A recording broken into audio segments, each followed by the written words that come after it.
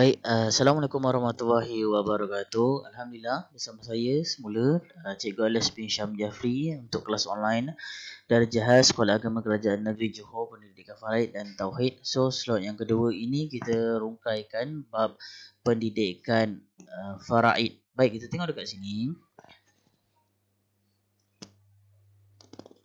Okey, pendidikan Faraid kita. Yang pertama,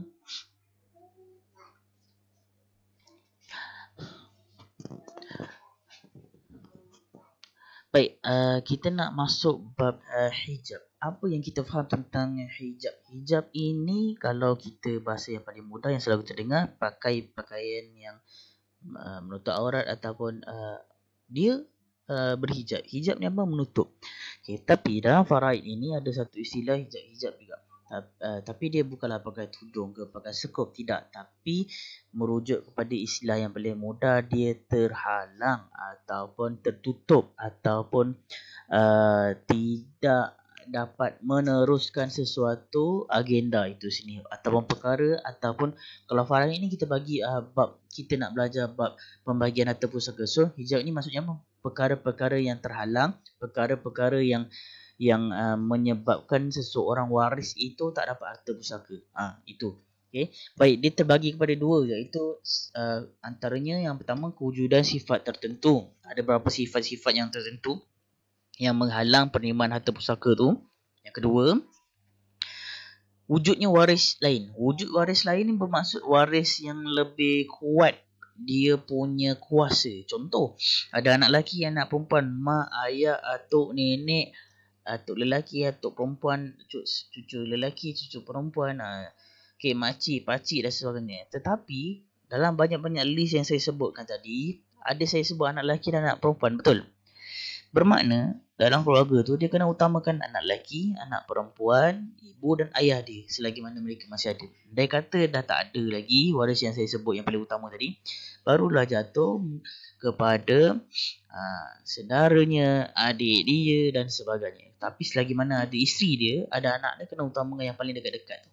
Macam tu. Okey. Kewujudan waris yang lain ni, benda tu sepatutnya memang hak dia, tapi sebab ada yang lebih penting maka dia terhalang. Istilahnya begitu. Nanti saya masukkan dengan lebih detail. Baik, seterusnya. Okey, antara yang pertama iaitu sebab-sebab kewujudannya sifat yang tadi. Yang kedua, kewujudan waris yang lain. Ni timbang tara ni nak bagi anda nampak benda ni memang ada dua saja. Kalau dia tanya jenis, tadilah. Yang pertama sebab sifat yang mendatang. Okey, yang keduanya pasal ataupun mengenai kehadiran waris yang lain. Baik, kita tengok dekat sini sebab kewujudan sifat. Sifat ni sebagai apa? Kenapa yang boleh menyebabkan dia terhalang? Mungkin rupanya hasil soal selidik dia adalah sebagai seorang hamba. Tak boleh. Membunuh. Tak boleh. Berbeza agama, dah keluar daripada agama Islam pun tak boleh. Sifat-sifat yang muncul hasil daripada penelitian itu, maka dia tidak layak menerima harta pusaka. Seterusnya, daripada sebab kewujudan waris yang lain. Yang pertama, kita tengok ini. Tidak dapat harta pusaka sama sekali. Ada waris yang lebih utama, waris yang lebih kuat, maka dia langsung tak dapat harta pusaka walaupun sikit. Yang kedua pula, dia hanya dapat separuh saja daripada harta pusaka tu. Siapakah dia? Nanti kita tengok sekejap lagi. Baik. Seterusnya, kita tengok dekat sini ada 6 waris yang kuat ataupun yang tidak terhalang walau apa jua cara sekalipun. Yang paling utama ni 6 orang. Selain daripada tu, kalau dia tengok dia punya jadual rangkaian itu banyak sebenarnya. Boleh sampai atuk lelaki, perempuan, sepupu, adik-beradik dan sebagainya, jauh-jauh lagi. Tapi yang paling utama kat sini kita tengok 6 orang ni. Yang pertama, ada tak bapa dia? Ada tak ibu dia? Ada tak isteri dia? Kalau yang meninggal tu suami, ada tak isteri dia? Kalau contoh yang meninggal tu isteri, ada tak suami dia? Lepas dah ada perkahwinan tu tanya, ada tak anak lelaki waris dia yang kuat? Tak ada anak lelaki, ada tak anak perempuan? Atau mungkin Siti dan Abu terlibat dalam kemalangan, meninggal. Dia ada waris tak? Siapa waris? Ada anak lelaki, ada anak perempuan. Atau dia ada salah seorang. Tu utama. Tengok pula atas balik. Ada tak bapa? dia masih ada lagi. Bapa ada tak pasangan dia siapa? Ibu dia. Ada. Okey, selesai. Faham? Kalau yang meninggal tu suami. Waris dia mesti jadi yang paling dekat isteri, anak-anak dia. Ada tak mereka tu? Ada. So itu yang lebih penting. Okay, 6 ini, rangkaian 6 ni ataupun 6 orang ni, 6 golongan ni yang paling penting, yang paling utama. Walau apa cara sekalipun dia tidak terdinding. Faham? Kecuali kalau dah dapat tahu tu punya anak dekat dia tak ada zuriat. So tak adalah, dia tak boleh nak menerima harta pusaka tu.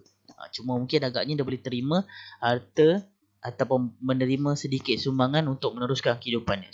Sumbangan lain harta ni, harta yang telah dinyatakan okey ini dapat berapa dibagikan ikut faraid. Kalau sumbangan ni belas ihsan untuk membantu menjalankan kehidupan seharian. Okey, seterusnya. Okay, kita tengok dekat sini. Ada 6 sahaja waris ni. Baik, untuk faraid, waris yang terdinding ataupun yang tidak terdinding 6 orang sahaja yang awak kena faham. Dan kena faham juga hanya ada 2 sebab yang mendatang yang menyebabkan dia terhalang. Pertama, sifat dia. Kedua, sebab kewujudan waris selain daripada yang paling utama. Yang paling utama tadi 6 orang. 6 orang tu tidaklah terdinding apa jua cara. Okay, tetapi contoh tak ada 6 orang ni. So jadi dia pandang, dia terus bagikan harta 10,000 tu kepada yang lebih atas lah, waris yang seterusnya. Masa nak uruskan proses tu, rupanya timbul lah, saya ni sebenarnya anak dia.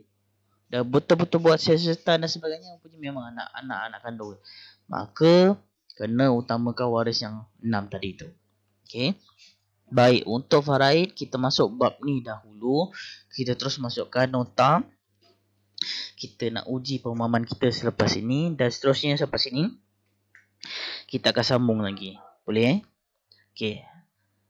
Terima kasih. Jumpa lagi selepas ini insya-Allah. Assalamualaikum warahmatullahi wabarakatuh.